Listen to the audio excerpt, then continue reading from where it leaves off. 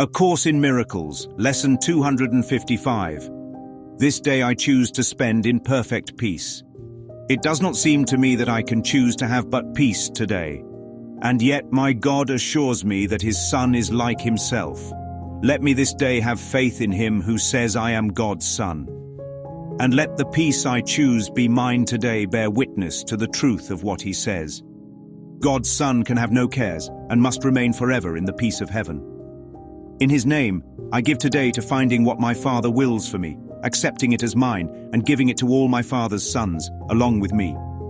And so, my Father, would I pass this day with you. Your Son has not forgotten you. The peace you gave him still is in his mind, and it is there I choose to spend today. Lesson 255. This day I choose to spend in perfect peace. Peace is not something to be built, bargained for, or chased. Peace is not the result of fixing problems or making the world cooperate with our plans.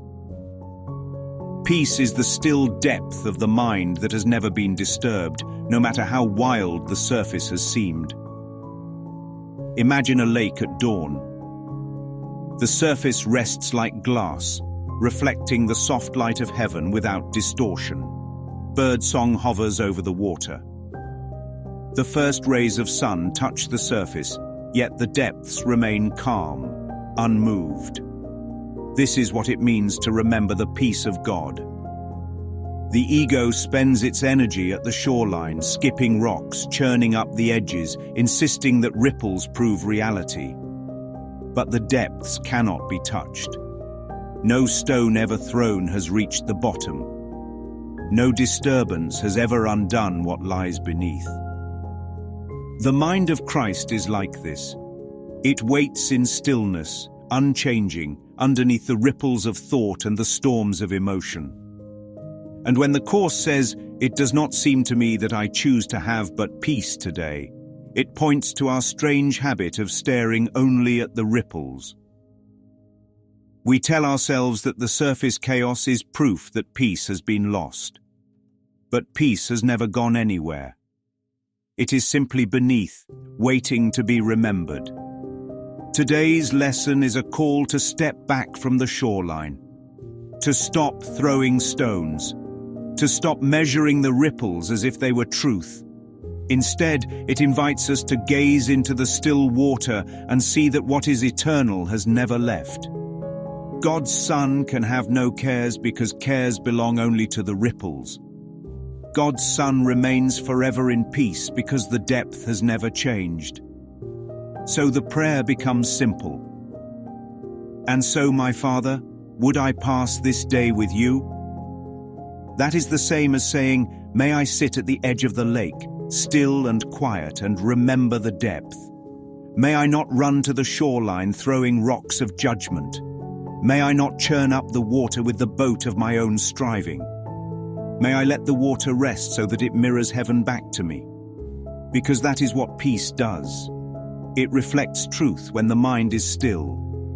When the Course says your Son has not forgotten you, it reminds us that peace has never left the mind. Even when we seem to be lost in noise, the depth remembers. The stillness remembers. And so today is not about going on a hunt for peace. It is not about looking for it in books, relationships, success, or time.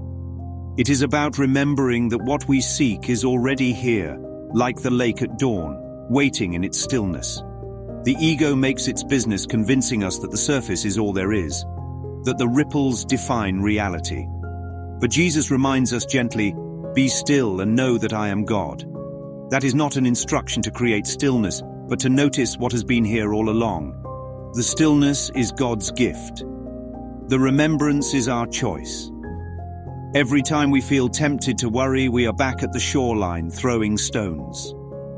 Every time we feel tempted to judge, we are stirring the surface with our hands. But every time we choose forgiveness, we step back. Every time we choose to trust, we let the water be still. And every time we choose to remember, we see that nothing real was ever disturbed. This is what it means to spend the day in peace. Not to chase peace, but to allow it. Not to make peace, but to rest in it. Not to fix the ripples, but to recognize they never touched the depth. The Son of God remains as God created him. The lake remains unmoved at its depth. Peace remains unchanged. So today let every encounter be another chance to sit by the lake and look inward. To say the stillness is here, the peace is here, and I will not trade it for the surface storms.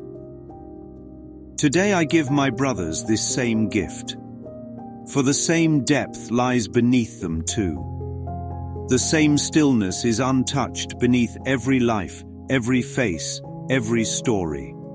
And as I remember it in myself, I cannot help but see it in them.